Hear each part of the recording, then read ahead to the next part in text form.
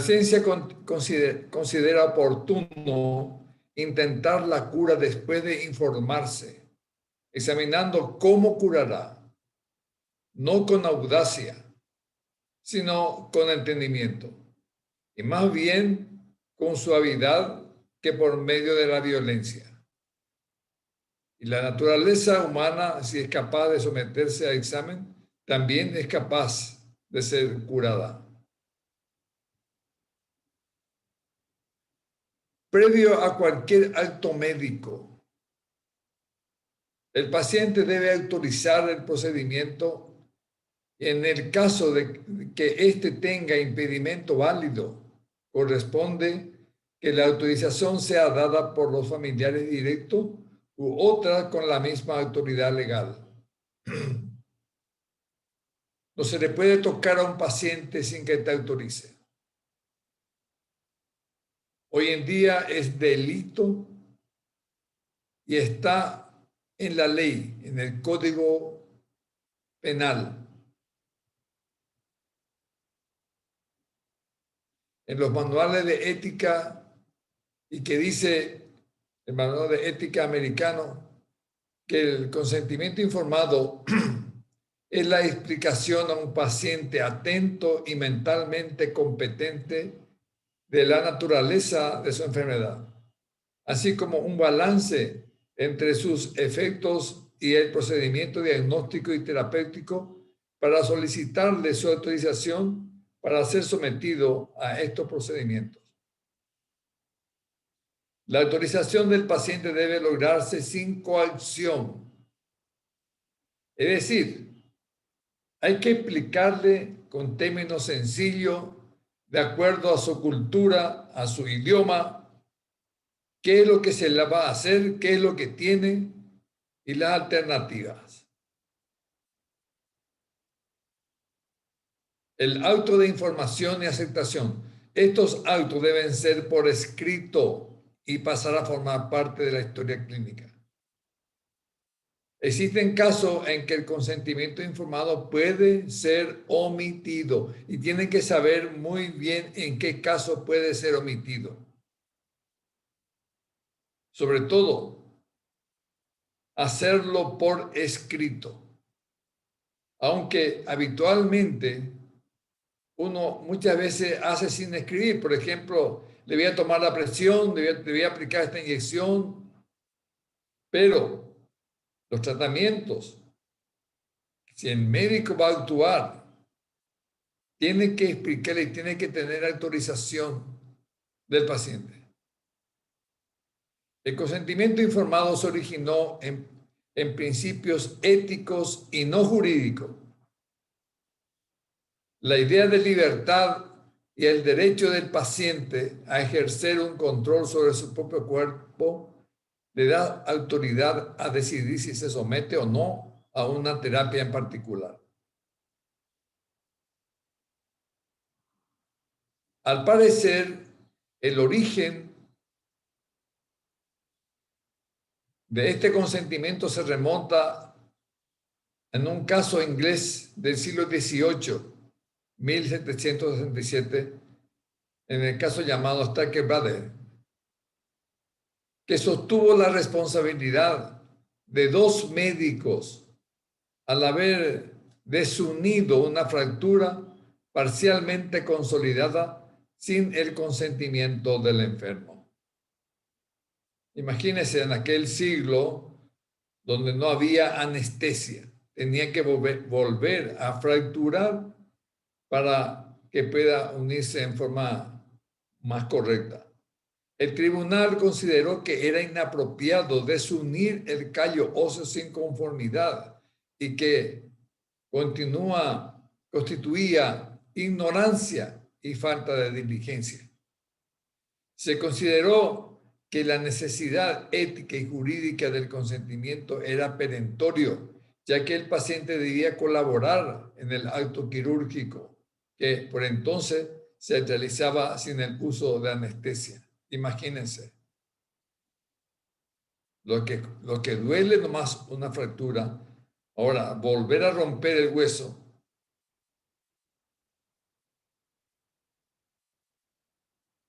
Sin embargo, el caso en que se basó la doctrina del consentimiento informado fue en los Estados Unidos, Nueva York, en 1914. El caso. Se realizó una cirugía abdominal a una mujer a pesar de su oposición manifiesta. Esta desarrolló una complicación, gangrena de un brazo, y demandó al hospital. La sentencia. La Corte de Nueva York estableció con claridad que todo ser humano adulto y sano mentalmente tiene derecho a determinar qué es lo que se hará con su propio cuerpo y responsabiliza del daño al cirujano que realizó la operación sin el consentimiento de la paciente. En 1914, recién. Ya en 1948, terminada la Segunda Guerra Mundial y cuando fueron juzgados todos los líderes nazis, grafica el cambio drástico en el concepto de los derechos humanos con una nueva interpretación de la libertad y la autonomía de las personas. Esto se suma al informe Belmont. El informe Belmont es un famoso caso que se dio en los Estados Unidos también, a analizar un poco lo que hacían los médicos, publicado en 1978 con el título de Principios éticos y pauta para la protección de los seres humanos en la investigación. Al descubrirse los horrores del experimento de Tuckenghill. Este fue un estudio, ese experimento que se hizo, fue un estudio clínico realizado para observar el curso natural de la sífilis y si podía llegar hasta la muerte. Personas sifilíticas dejaban que siga su curso natural, la sífilis, para saber si llegaba o no a la muerte. En 1914, este experimento realizado en negros fue llevado a cabo entre 1832 y 1972 en esta ciudad de Tuckenghill, Estados Unidos. Y el experimento médico realizado, otro que se hizo en niños sobre todo niños con retraso mental, tenían hepatitis y le dejaban, seguían para que siga su curso natural y ver cómo era. Totalmente deshumano, y es en siglo, digamos, en el siglo pasado, 1972 todavía se hacía. Los profundos cambios alejados del paternalismo. Paternalismo es lo que nosotros mismos acá hacíamos en los hospitales. Venía un paciente y yo recuerdo, porque era lo normal. Lo anormal era explicar a los familiares qué es lo que se le va a hacer al paciente. ¿Qué pico va a entender? Decíamos. Llegaba una paciente con dolor abdominal, tenía hipotensión, taquicardia, un Bloomberg positivo, muy positivo, pálida, sudorosa, es decir, casi ya chocada. Hemorragia, el diagnóstico de hemorragia interna y nada de explicar nada. Llévelo a quirófano. Esa era la orden. Embarazo extrauterino, el diagnóstico. Y lo operábamos. Esto no hace mucho. O venía alguien, le tocábamos el abdomen, le vamos a hacer esto, y ya iba directamente al quirófano, y ya allá, ¿qué me van a hacer, doctor? ¿Qué me van a hacer? Te vamos a operar. Tenés una hemorragia interna, o tenés tal cosa.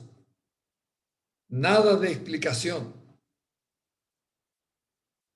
El concepto que teníamos, que yo también tenía, era de que uno pierde tiempo en explicarle a los familiares, en explicarle a la paciente qué es lo que tiene, qué pico va a entender.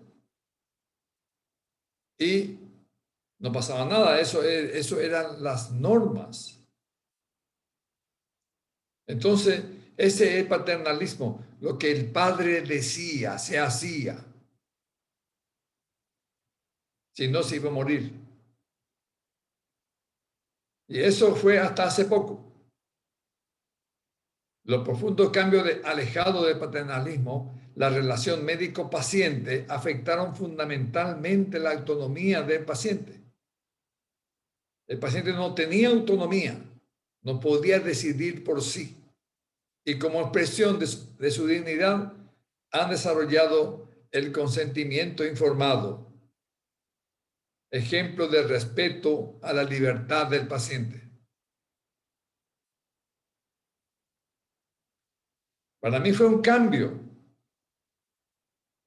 porque después llegó que cuando se constituyó cuando se cambió el código penal,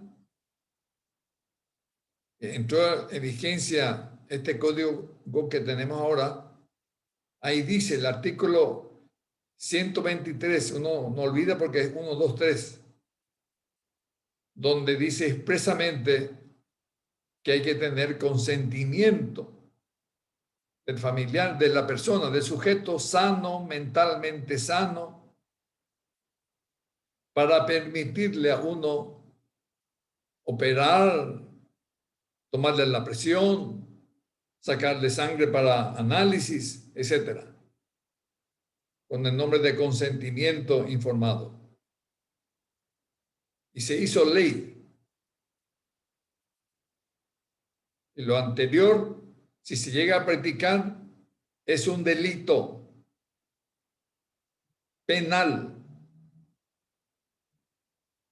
La dignidad humana nos obliga a tratar a nuestros semejantes como a nosotros nos gustaría que nos tratasen.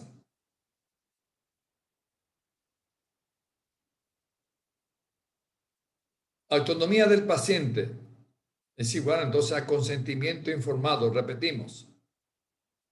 El consentimiento informado es la conformidad libre, voluntaria y consciente de un paciente, manifestado en el pleno uso de sus facultades después de recibir la información adecuada para que tenga lugar una actuación que afecta a su salud. Y pierdan tiempo y hagan por escrito. Ya le adelanto algo. Esa hoja que uno encuentra en los sanatorios, mismo en el hospital, que ya está todo preimpresa, que firma el paciente nomás autorizando. Ese no es válido. Usted le tiene que explicar primero, antes de tocarla, qué es lo que le van a hacer, qué es lo que tiene. Claro que están exceptuados, ya le adelanto, está exceptuado a este protocolo las emergencias. Y dije emergencia y no urgencia.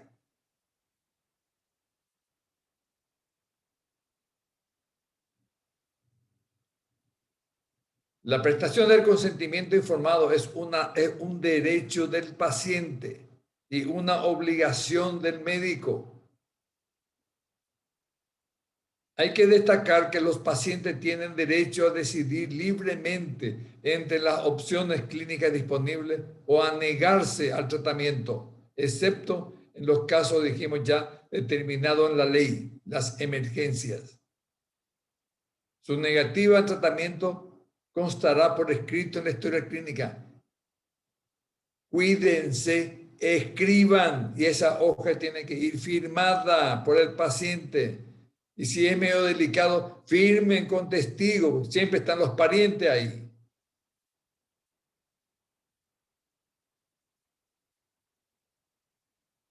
Y pongan en la historia clínica el abogado o los abogados saben perfectamente que los médicos no quieren escribir. Y probablemente concentrado en lo que va a hacer, se olvidan de este asunto de hacerle firmar el consentimiento. Ya hay que decirle. ¿Y quién solicita el consentimiento? El facultativo que va a operar, el titular. De ninguna manera el ayudante, el estudiante de medicina, el que hace de cuidador ahí, que está el practicante. No, el titular.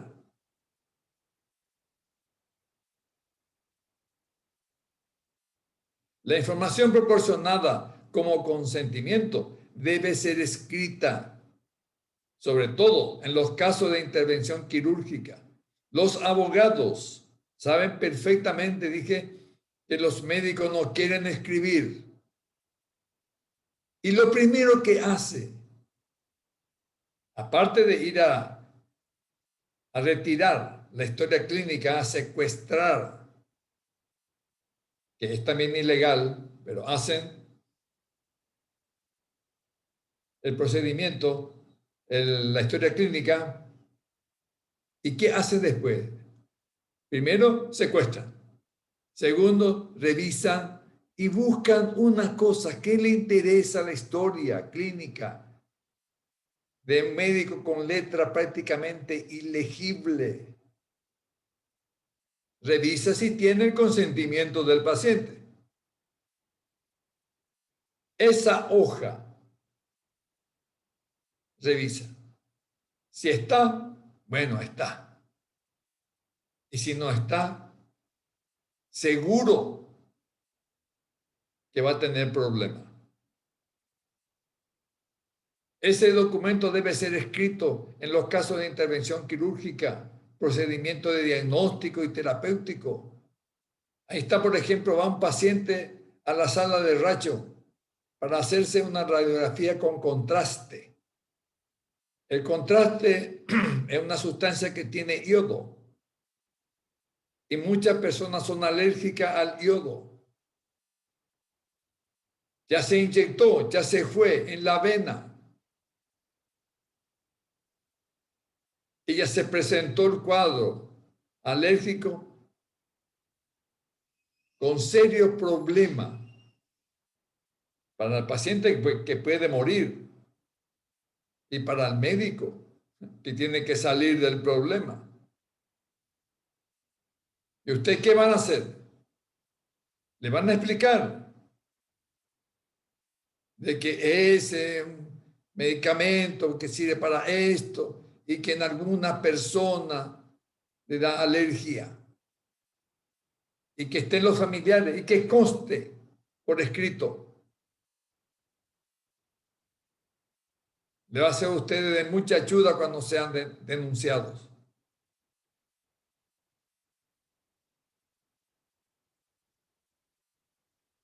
En la aplicación del procedimiento que supongan riesgo o inconveniente de notoria previsibilidad, repercusión negativa sobre la salud del paciente. Es importante que el consentimiento informado esté escrita en la historia clínica de quimo. Estoy repitiendo y repito hasta que se le quede grabada. Esta exigencia se la considera de la constancia escrita en la historia clínica, tiene valor probatorio y si bien no anula la información dada verbalmente, posibilita la duda y esta hará que la carga probatoria recaiga en el médico, quien deberá probar que proporcionó al paciente toda la información relacionada con la intervención, incluyendo el diagnóstico, pronóstico y las alternativas terapéuticas con su riesgo y beneficio, incluyendo lo evitable y lo inevitable. Por lo menos le va a servir de algo, de que ustedes se ocuparon del paciente y proporcionaron la información necesaria. Es bueno que el consentimiento informado escrito sea en duplicado, uno para la historia clínica y otro entréguenle a los familiares. Sobre todo, no digo una uña encarnada, por supuesto que eso no van a hacer constar en la hoja que uno lleva ahí, que tiene ahí una urgencia en la historia clínica o en el diagnóstico que se le proporcionó y autorizó al paciente que le saquen la uña encarnada. No digo eso precisamente que se han duplicado, pero una cirugía de mayor porte, háganlo. ¿Qué le cuesta? Dicen los abogados, en derecho, lo que abunda no daña.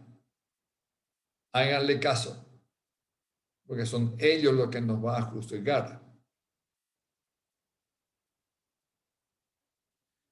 El facultativo proporcionará al paciente, antes de recabar su consentimiento por escrito, la información básica siguiente.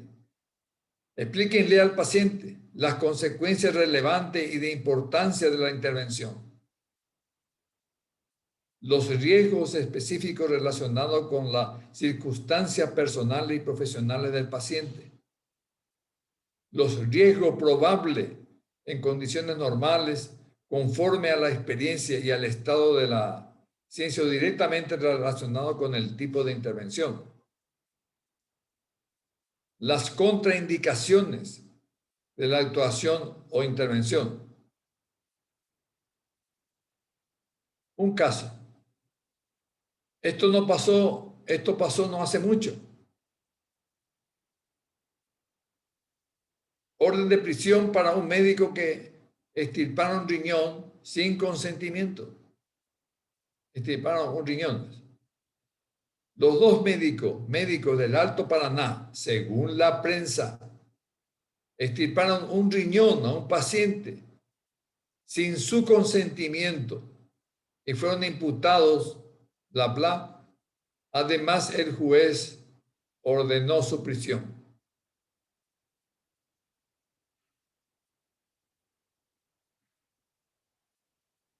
Un juez penal de garantía de Santa Rita ordenó que los profesionales de la salud guarden reclusión.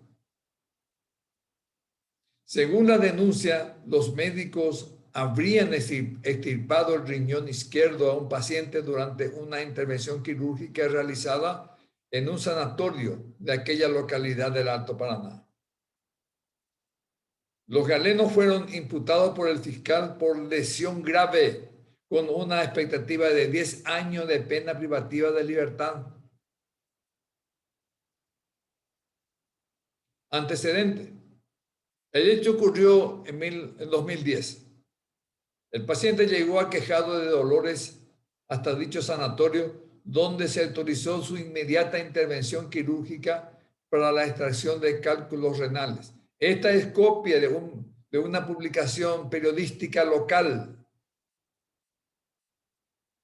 La víctima dio su consentimiento para someterse a la intervención quirúrgica, pero no para que la extirpación de uno de los riñones. Este procedimiento se realizó sin su consentimiento y después del alta médica, la salud del paciente empeoró. No sabía que le sacaban el riñón todavía. Ya cuando le costaba incluso valerse por sí mismo, consultó en otro centro médico donde confirmaron que faltaba un riñón y que el que quedaba funcionaba de forma deficiente. Imagínense todo el problema que tuvo este médico. Y todo A lo mejor en realidad le explicó, pero no consta en la historia clínica. Es lo mismo que no existió. Recuerden esto. Lo que no está escrito en la historia clínica, sobre todo cuando secuestran la historia clínica, las autoridades, el fiscal, secuestra, lleva bajo su brazo como un pergamino la historia clínica. Lo que no está escrito en la historia clínica no es de este mundo. No van a poder agregar. Es lo mismo que no hicieron. Dice el artículo 123 del Código Penal, tratamiento médico sin consentimiento. El que actuando según los conocimientos y la experiencia del arte médico proporcionara a otro un tratamiento médico sin su consentimiento será castigado.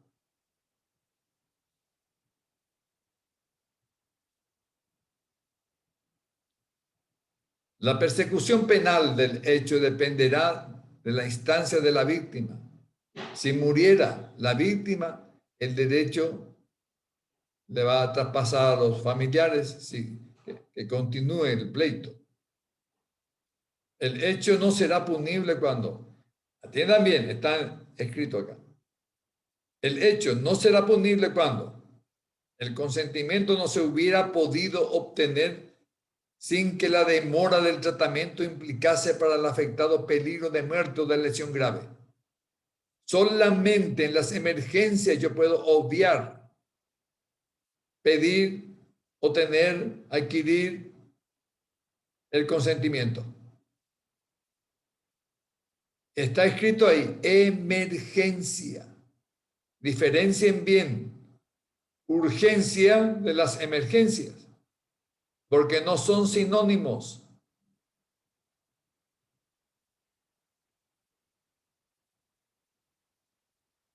El consentimiento es válido solo cuando el afectado haya sido informado sobre el modo, la importancia y las consecuencias posibles del tratamiento que pudiera ser relevante para la decisión de una persona de acuerdo a un recto criterio. No obstante, esta información podrá ser omitida cuando pudiera temerse que, de ser transmitida al paciente, se producirá un serio peligro para su salud o estado anímico. Esa histérico y esas cosas tienen que hacerle firmar a los familiares o responsables directos. El consentimiento informado desde una perspectiva ética, clínica y jurídica.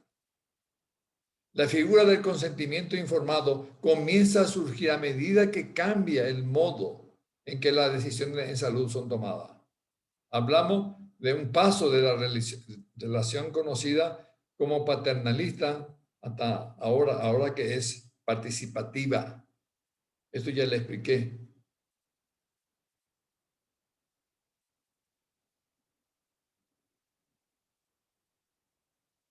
Un poco lo que decía en el siglo XV este francés. El cirujano debe prometer que si el enfermo obedecía las órdenes del médico, rápidamente curaría, o de lo contrario, no. Le atemorizaba luego. No precisaba la autorización del enfermo. O obedeces y te curas más rápido. Si no obedeces, no te curas nunca. Hoy, con el progreso tecnológico y la evolución de la sociedad, esta conducta ha cambiado, así como le expliqué. Yo fui testigo de ese cambio. En los últimos 50, 60 años, la medicina ha desarrollado técnicas de alta complejidad que obligó a los médicos a especializarse y conformar equipos de trabajo.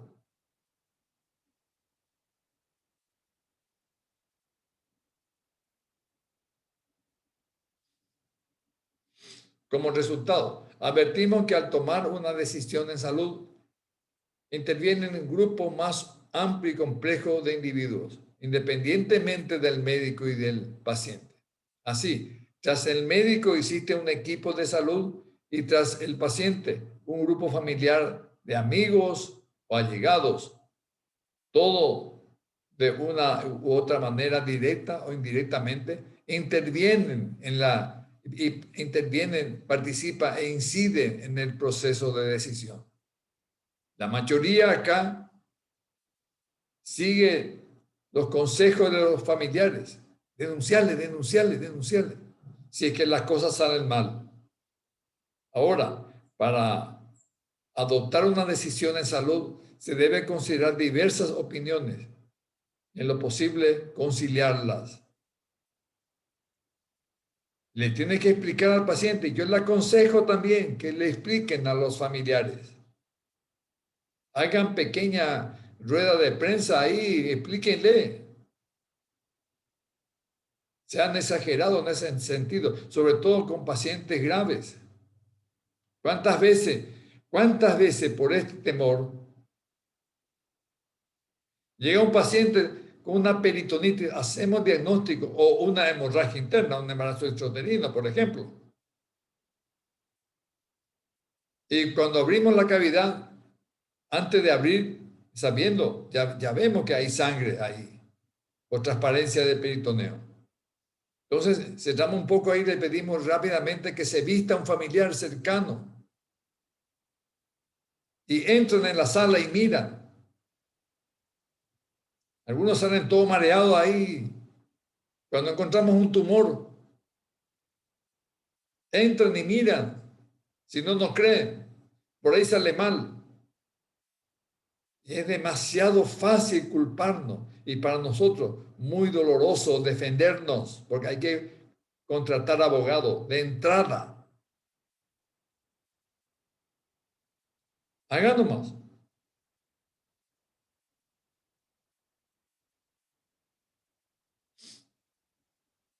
La figura del consentimiento informado aparece cuando se produce un cambio en la percepción que el hombre tiene acerca de su posición dentro del mundo o grupo social.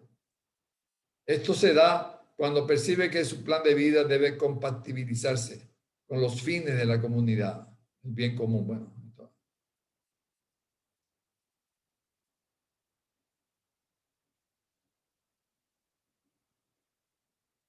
de esta dignidad humana deriva la propia autonomía.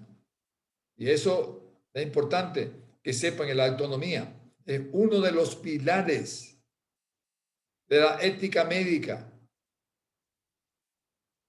Y tienen que saber también. Nosotros vamos a darle un repaso sobre la ética médica. Cuando reconoce el poder que tiene de regular su propia conducta y realizar acciones que tengan por objeto alcanzar su plan de vida individual. La autonomía carece de sentido si solo queda en la conciencia y no se manifiestan actos. Y esa autonomía se demuestra con este consentimiento informado, el respeto a la autonomía. Y de la autonomía nace la libertad, como la posibilidad de seguir curso de acción que le permita satisfacer su interés particular. Luego se transforma en el gran límite frente a una autonomía no consentida, no contenida. Mi libertad termina allí donde comienza la libertad del otro.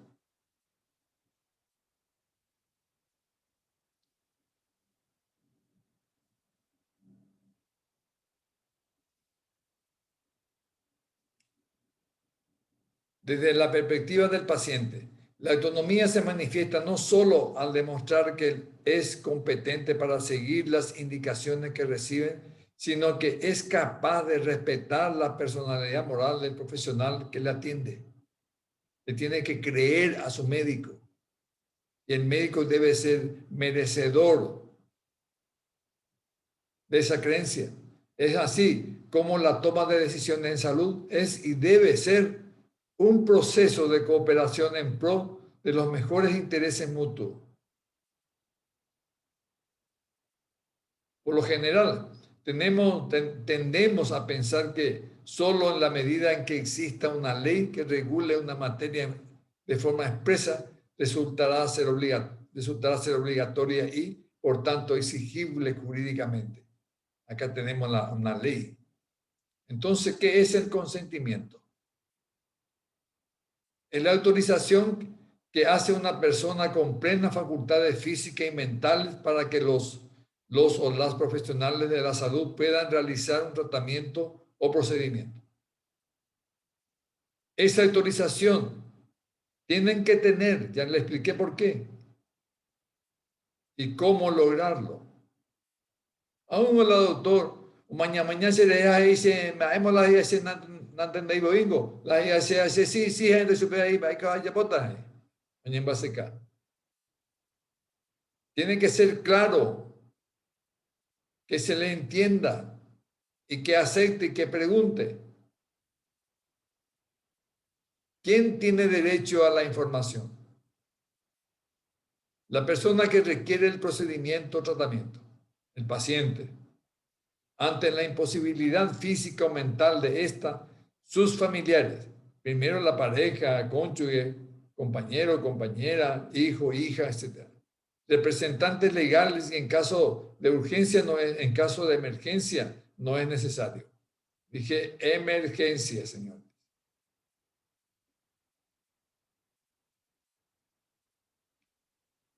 ¿Puede una persona rechazar o negarse a continuar un tratamiento o procedimiento? ¿Puede negarse a continuar siendo tratada? Sí, claro que puede negarse. La persona dentro del principio de autonomía de la voluntad puede aceptar o rechazar las indicaciones del acto médico como un tratamiento o tomar uno que no sea el más apropiado para su condición de salud.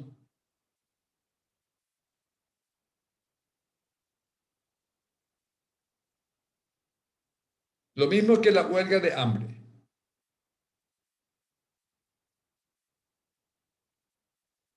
Este está haciendo huelga. Pues tiene todos los elementos.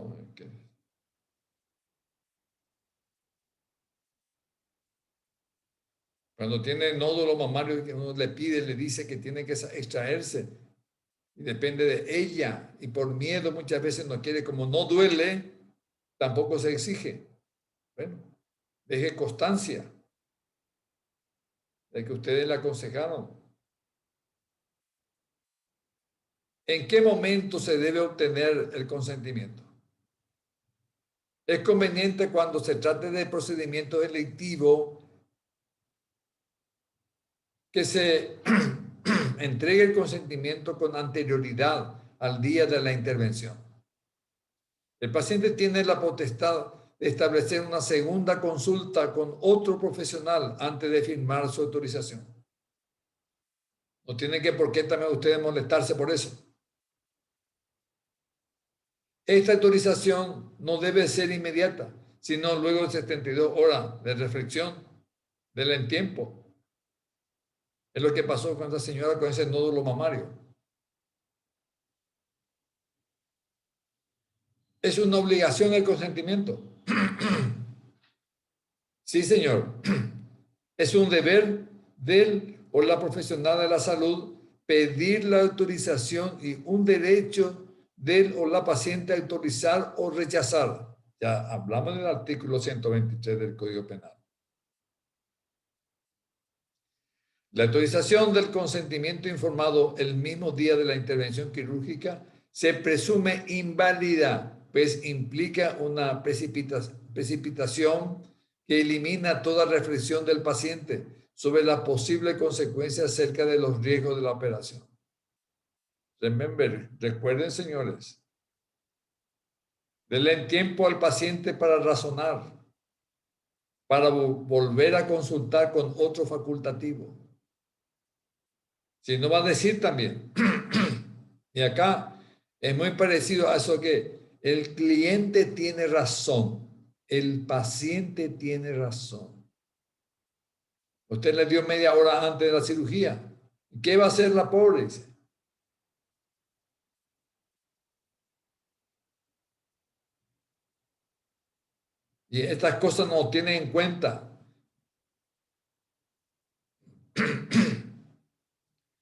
Excepciones para la obtención del consentimiento informado. En principio, el consentimiento informado siempre es necesario. La obligación de obtenerlo implícitamente es mayor o menor dependiendo de la circunstancia del caso. Por el contrario, existen ciertas situaciones en las que se puede prescindir del consentimiento informado, ya saben. Los casos en los que la obtención del consentimiento no es necesario o no es recomendable constituye una excepción.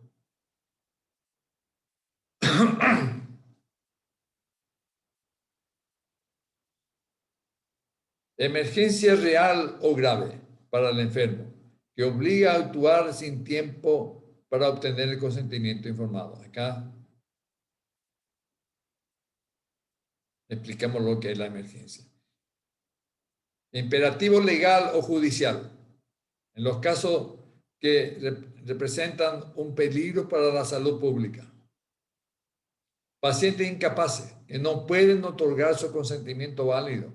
Cuando el paciente no esté capacitado, corresponde a sus familiares, personas allegadas o responsable legal para conceder el consentimiento informado. Cuando a juicio del médico la información puede resultar perjudicial para el curso de la enfermedad, también renuncia expresa del paciente.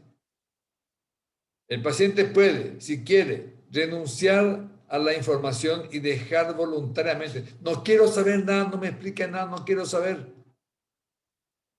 Dice el paciente. Listo, usted deja constancia de que no quiere informarse. Y queda, pero le deja voluntariamente a otro que decidan por él. En este caso deben existir algún familiar o sustituto legal dispuesto a asumir la responsabilidad de las decisiones, aunque el paciente también podría designar para ello al propio médico. ¿Quién debe informar? Debe hacerlo el profesional tratante. ¿Cómo se debe informar? La información tiene que ser adecuada, suficiente, comprensible. Es decir, el profesional debe adaptar la información a las características particulares y al nivel intelectual del paciente. ¿Qué informar? Se entiende que se debe informar al paciente acerca de su estado de salud, su posible diagnóstico, sus alternativas de tratamiento y los riesgos de estas alternativas, tanto en general como en el caso particular, dadas las condiciones personales del paciente.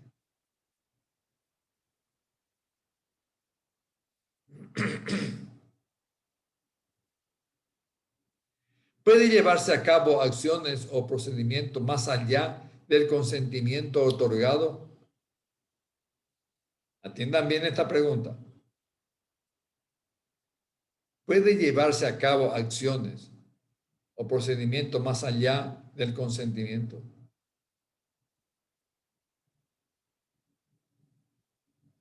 Entre una paciente, por ejemplo, que va a ser intervenida, vamos a decir que una miomectomía.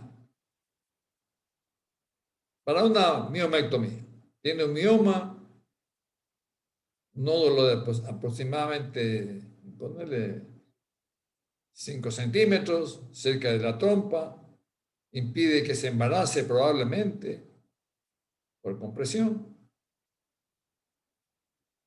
o entra para intervenir un quiste de ovario. ¿Puede llevarse a cabo acciones o procedimientos más allá del consentimiento otorgado? No, señores. Usted autorizó para la miomectomía o para el quiste de ovario, nada más. Por eso que el diagnóstico se debe hacer si es posible, completo, que no, después ahora que no venga otras cosas que no se vio. Entonces no se puede. Él o la profesional de la salud debe limitar su actuación a la autorización otorgada. Si durante la ejecución del acto médico consentido se requiere una ampliación o él o la paciente no está en condiciones de consentir, está durmiendo, solamente es permitido realizar la intervención cuando se trata de un asunto grave o inaplazable que ponga en riesgo la vida de la persona o le haya generado una invalidez. Eso se llama estado de necesidad. Únicamente en esos casos yo puedo continuar la cirugía, pero a sacarle todo, a hacerle una histerectomía. Yo entré solamente para una miomectomía. No. Si no es urgente, no. Vuelvo a operar otra vez. Lo siento.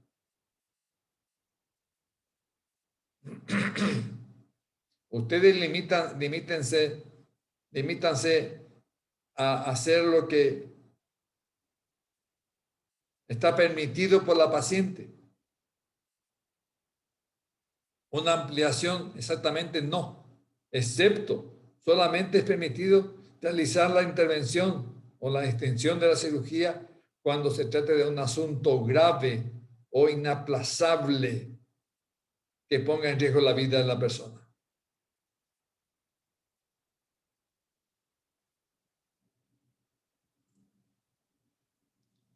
¿Qué ocurre si se realiza acciones no autorizadas? Se incurre en la creación de un riesgo no autorizado ante la cual el paciente, si lo desea, puede pedir indemnización. Te puede denunciar y pide que le pagues por eso.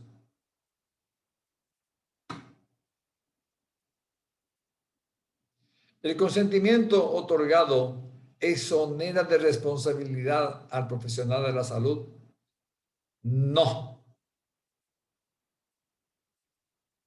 Él o la paciente sabe de la existencia de los riesgos y otorga el consentimiento confiando en que él o la profesional actuará con la debida diligencia y cuidado que le impone su actividad.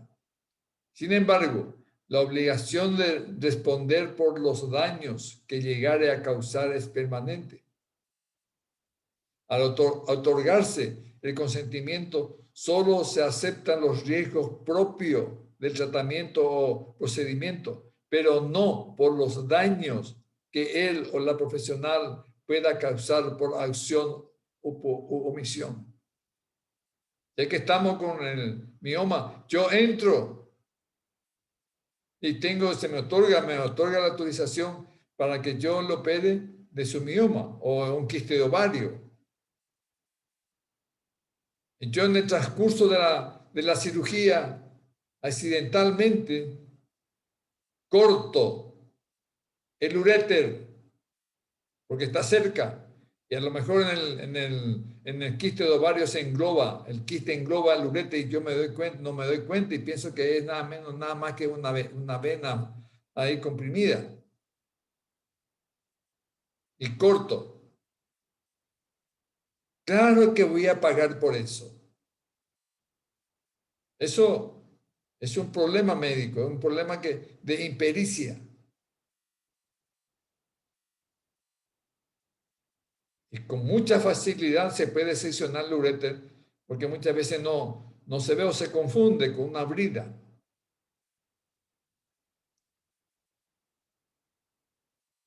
El consentimiento otorgado exonera de responsabilidad, no exonera.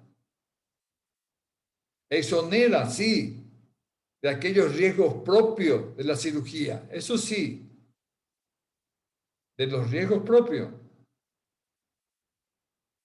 Que no pude sacar todo el tumor porque estaba muy adherido, porque eran riesgosos. Eso ya sabía el paciente. Le explico ahora que sí, pero cometo otra lesión que no estaba ni siquiera previsto, con el ejemplo que le di. De eso no le exonera.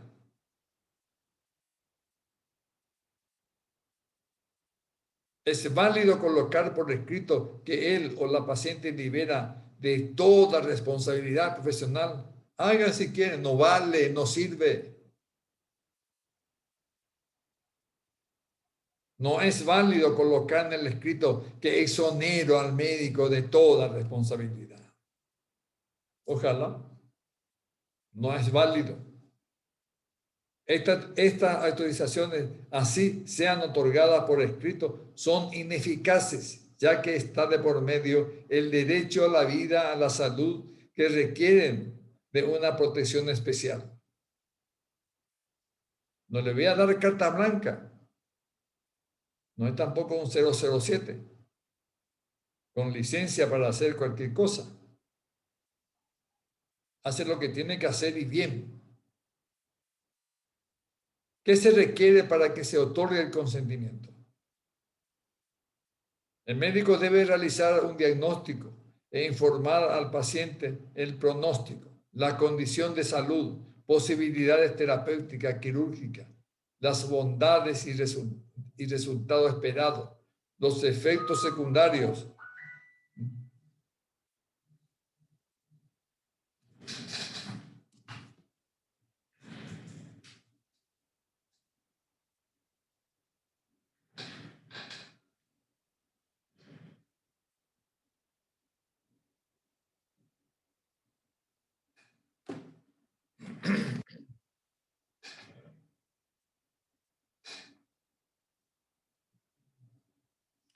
Hasta acá alguna pregunta que quieran hacer antes que pase demasiado.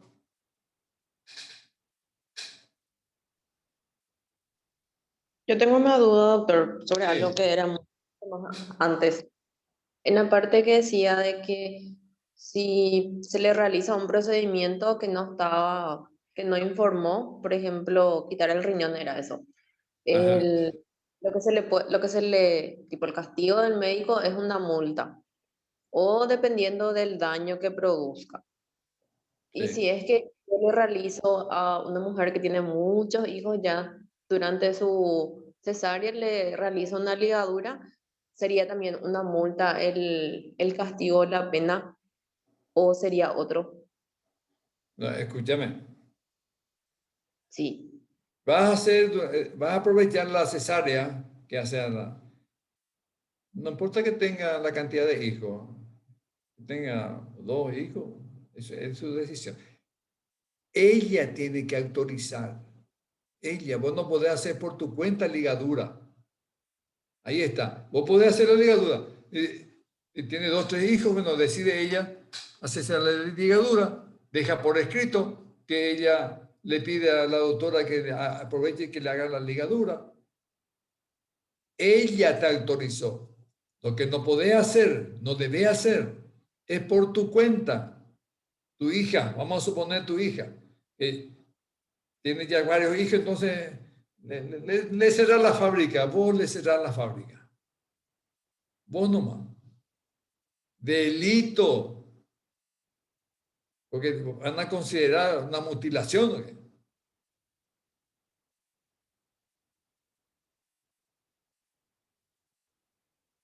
Otra pregunta, Andrea. Era eso.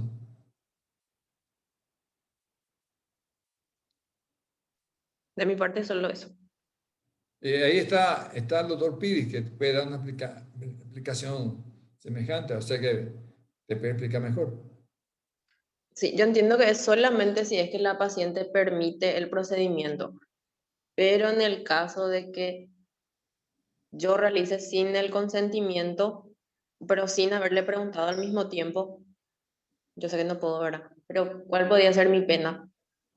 No, no, no, no. Bueno, y ahí le puedes decir ahí dice multa, pero toda esa esencia del derecho. Si está el doctor Piris.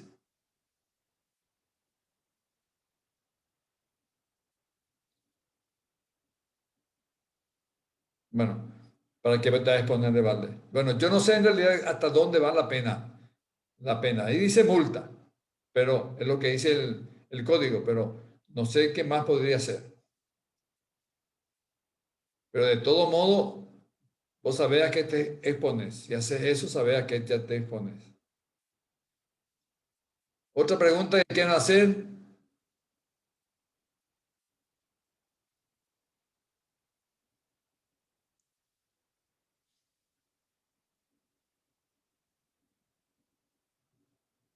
¿Cómo se cumple él o la profesional de la salud con la advertencia de riesgo previsto? Con el aviso que en forma prudente haga al paciente o a sus familiares o representantes legales, según el caso, con respecto a los efectos adversos típicos, lo que ocurre con frecuencia, o atípico, que son totalmente imprevisibles. Dentro del campo de la práctica médica, la experiencia y los actos estadísticos pueden llegar a producirse como consecuencia del tratamiento del procedimiento. Con el aviso que en forma prudente llega. Eso es lo que utilizamos muchas veces en la estadística y vean un poquito qué es lo que puede pasar. Pero, ¿en qué caso no se requiere tratamiento? Eso sí. Él o la paciente sabe de la existencia de los riesgos y otorga el consentimiento confiando en que él o la profesional actúa en debida forma diligente y cuidado que le impone en su actividad. La regla general exige el consentimiento. Las excepciones son en caso de emergencia. En qué caso no se requiere el consentimiento. ¿Pueden los padres o madres rechazar o negar tratamiento a sus hijas o hijos? En razón de la patria potestad, en menor, si está todavía la criatura, digamos, en la adolescente bajo potestad de los padres, la madre puede tomar decisiones con relación a los tratamientos de sus hijos o hijas, incluso en algunas oportunidades en contra de la voluntad de estos. Sin embargo, es importante recordar que el padre y la madre no son propietarios de los hijos y que los derechos de los niños y niñas prevalecen sobre los demás, máxime si involucra la salud y la vida. Pero son casos especiales. Hay personas, por ejemplo, que piden que se le haga ligadura a sus hijas porque con la intención de después se va a dedicar a la prostitución. Acá hay casos de eso, hemos visto.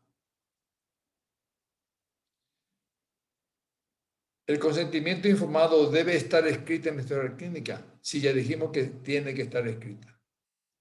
¿Puede ordenarle a una persona la prueba para la detección de VIH como cualquier examen de rutina? No. Tal es así que para trabajar no se... Muchos patrones piden VIH en el examen admisional.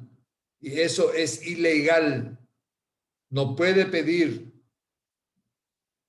Se requiere del consentimiento informado, se requiere el consentimiento del paciente para hacer la prueba de VIH.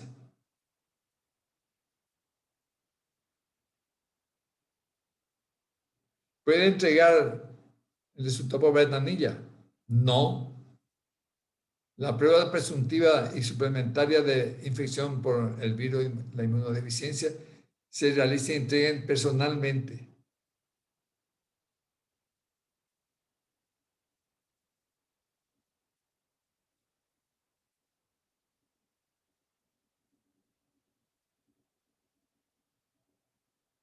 Es necesario el consentimiento informado para prescribir los medicamentos antirretrovirales, siguiendo los principios enunciados en este artículo y teniendo en cuenta que estos medicamentos tienen beneficios importantes como también efectos secundarios, es necesario el consentimiento. En síntesis, Tienes que tener consentimiento hasta para darle una aspirina. Y decirle que la aspirina puede producir úlcera. Decirle. Cuando se otorga el consentimiento informado por representación, cuando el paciente física o psíquicamente no es capaz, si el paciente carece del representante legal, el consentimiento lo presentarán las personas vinculadas a él por razones familiares o de hecho. Para concluir, se destaca aquí aquella idea que plasmara Joan Stuart Mill en su ensayo sobre la libertad. El individuo es soberano sobre sí mismo, sobre su propio cuerpo y sobre su mente.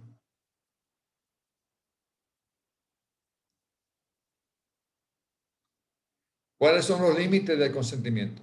La renuncia del paciente a recibir información está limitada por el interés de la salud del propio paciente. Cuando el paciente manifiesta expresamente su deseo de no ser informado, se respetará su voluntad y si entonces la información se dará a persona allegada al paciente o representante legal.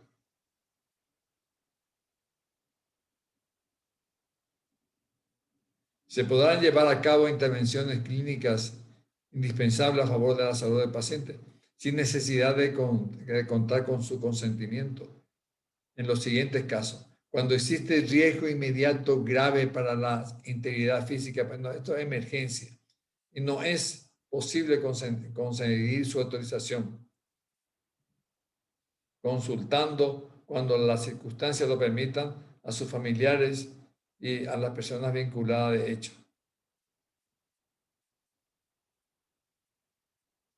Sugiero considerar preparar información escrita relativa al procedimiento que será entregado al paciente. Sintetizar la información en la historia clínica. Pedir al paciente que repita la información, a ver si entendió. Realizar la comunicación al paciente y familia. Complíquenle a la familia, sobre todo si se trata de paciente grave. Hacer firmar al paciente el consentimiento informado y haber sido adecuadamente informado.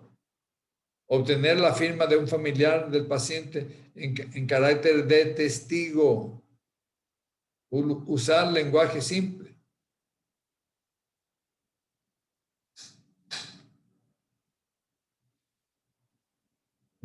Bueno, este es un problema, estos testigos de Jehová. Bueno, hasta acá hay preguntas o no que quieran hacer. Profe, yo tengo una pregunta. Dale, ¿Qué pregunta? Bueno, ¿yo? Dale. Sí, ¿qué pregunta? Ok. Uno creo que vas a explicarlo ahora con respecto a los menores de edad. Tipo, por ejemplo, si una criatura necesita un tratamiento, pero sus padres se niegan, pero necesita así de urgencia, vos tenés que llevar eso tenés que informar eso a las autoridades o algo así, ¿verdad? Sí, voy a explicar esa parte, Bueno, y otra cosa, doctor, antes de que continúe. El tema de consentimiento informado sobre las pruebas de VIH, eso sí o sí tenemos que hacer, ¿verdad? Porque creo acá, o sea, yo lo que evidencié acá en el hospital es que se hace de rutina. Yo dije un poquito anterior de que para hacer examen de VIH tenés que tener autorización del paciente. Sí. Cuidado con que le cauciones y cuidado que haga por tu cuenta.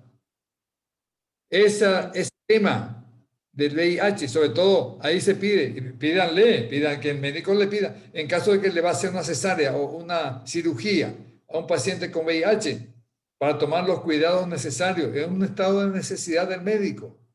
Tiene que tener esa información.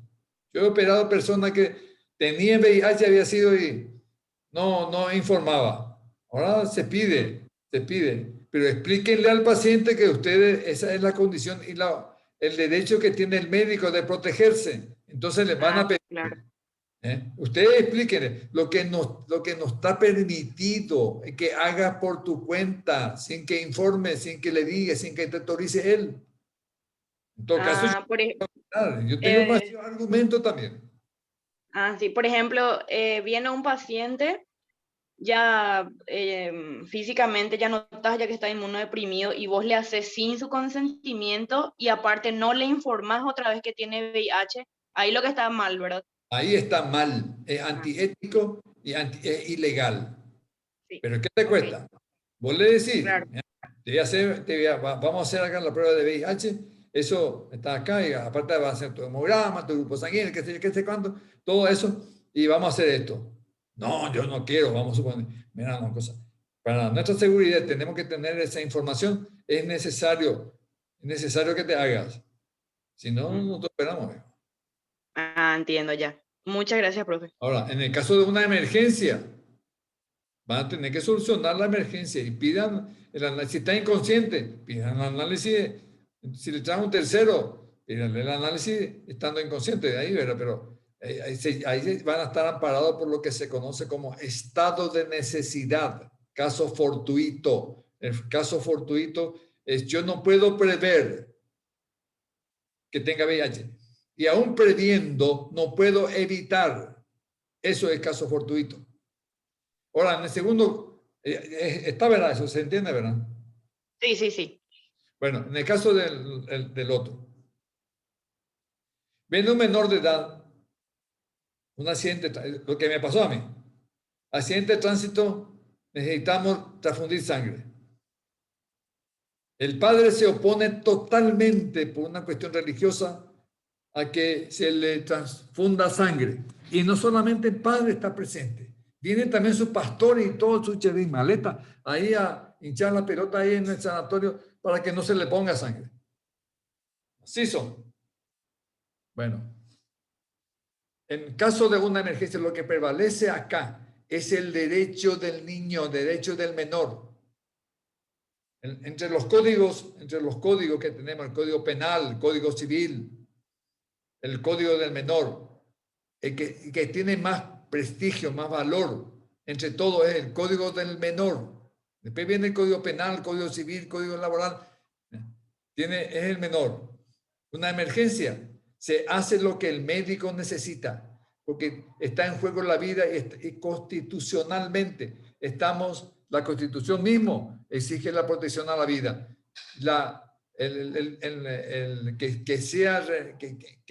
Que sea por creencia, que sea por religión que no quiere el padre. Esa creencia, las creencias no se heredan. Entonces, yo le transfundo. Ahora, si tengo un poquito más de tiempo, entonces le llamo a la fiscala del menor, que venga y que solucione el problema.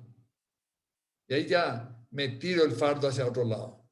Pero en caso de emergencia, se le transfunde. No puede decir nada nadie. Está en juego la vida. Deja constancia a ustedes de eso. Yo le indiqué sangre, hizo la sangre en contra de todo, le echamos afuera con el portero, le sacamos todo afuera a los padres, al pastor, y le hicimos eso. Pedimos, pasamos la información a la fiscalía, después ellos vinieron, solucionaron ahí entre ellos. Pero eso no es porque yo hice, no, sino que simplemente eso es lo que hay que hacer.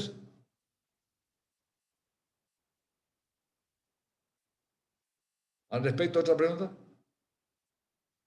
Había otra persona que quería hacer pregunta.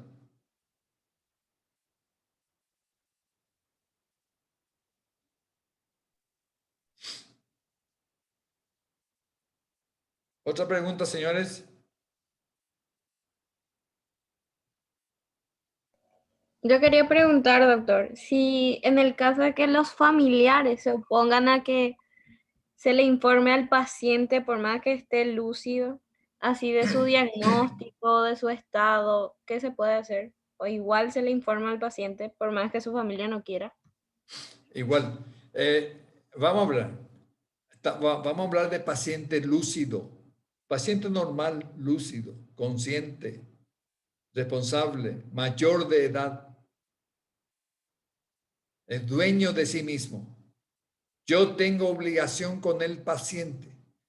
Y quiero aprovechar esto me vino bien, para que entiendan. Esa cuestión hoy en día, esa cuestión de que no le contemos que tiene un cáncer porque va a pasar mal, qué sé yo, qué sé cuánto, todo eso para que no se entere de lo que tiene.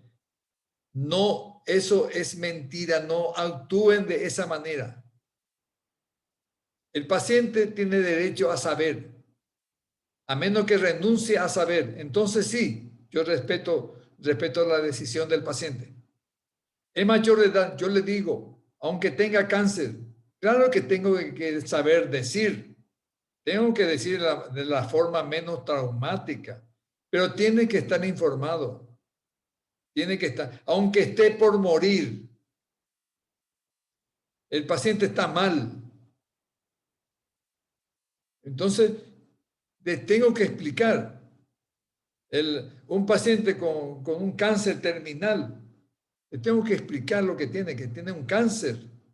Yo no puedo esconder eso, que los familiares sepan. Se llama conspiración del silencio.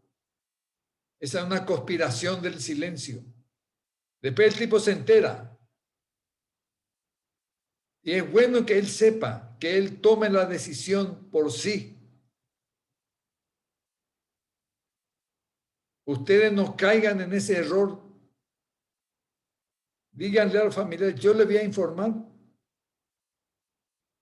No, por favor, no le informe porque se va a sentir muy mal.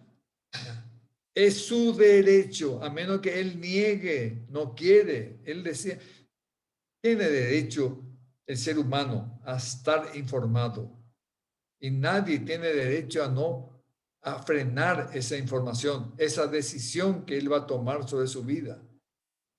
Puede negarse a no recibir medicamento y tiene derecho a negarse.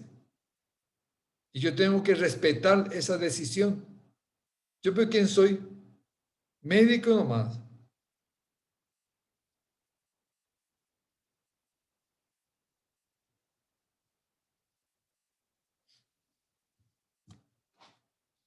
Otra pregunta que quieran hacer.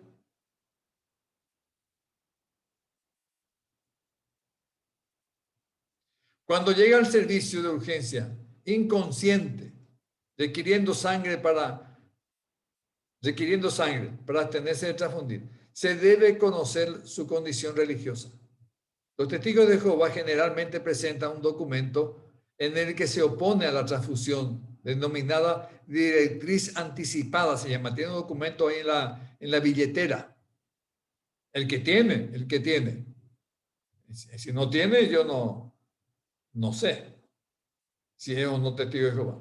Donde expresa, soy testigo de Jehová, rechazo absolutamente, inequívoca y resueltamente sangre bajo cualquier circunstancia, sin importar mi estado de salud.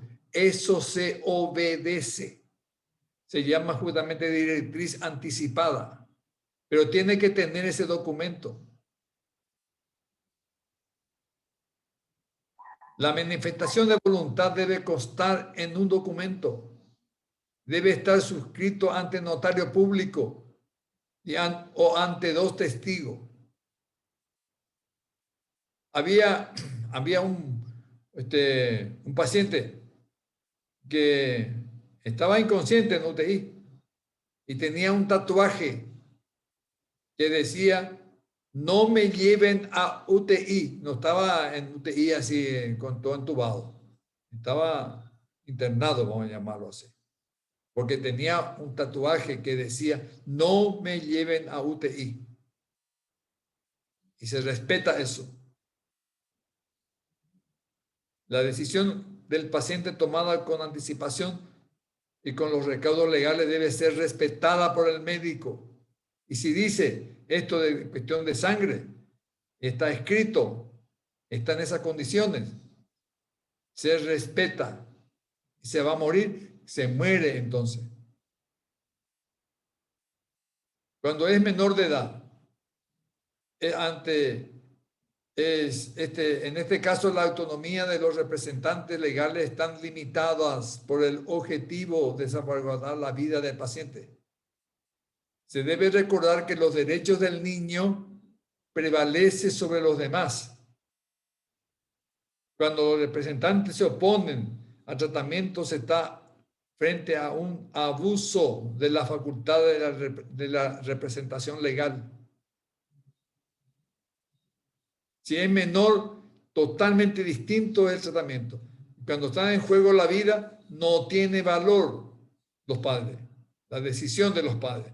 Prevalece el derecho del niño y prevalece la obligación constitucional que tenemos de salvar la vida. La religión no se hereda. Se debe respetar la voluntad del paciente adulto y consciente, pero no así cuando en el juego está la vida y la salud del menor, que no ha podido elegir su culto religioso, ni puede ejercitar su libertad de conciencia. La fe religiosa es una vocación, no algo impuesto por los padres. Prima el derecho a la vida del menor indefenso frente a las creencias religiosas de sus padres. El menor adulto, 14, 18 años, que rechaza una transfusión, debe ponerse en manos del Estado. Yo le llamo al juez, para garantizar la primacía del derecho fundamental a la vida del menor. Cuando el consentimiento de los padres deja de ser, el consentimiento deja de ser válido. Urgencia, emergencia, emergencia. La huelga de hambre es la abstinencia de alimentos que se impone. Entramos otra vez en lo mismo que la religión. Prevalece la voluntad del paciente. El paciente adulto mayor de edad, respeto su voluntad. Y si no quiere comer, a mí me llamó el juez, porque estaba haciendo huelga de hambre. Alguien ahí, para que le vaya y le dé de comer. Yo irme a comer, le dije al juez, si usted es médico forense, le vamos a enviar, acá está el documento, ¿cómo se llama? Una acta notarial ahí del juzgado para que me vaya a hacerle comer. Le dije, de ninguna manera, juez. Yo, primero que no es mi obligación. Segundo, él tiene derecho, tiene autonomía, que va por encima del poder que tienen los jueces. Y no le hice. Me iba a obligar a comer. Para que, me dijo que le podía dar de comer por sonda. Alguien le dijo ahí. No hagan, señores.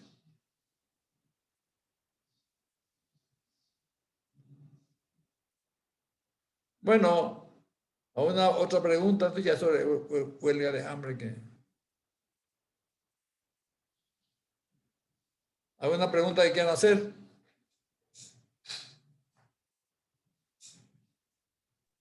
De mi parte ya no, doctor. Bueno, gracias. Y hay otro de más. Son 26 alumnos todavía. Si alguien quiere hacer una pregunta al respecto.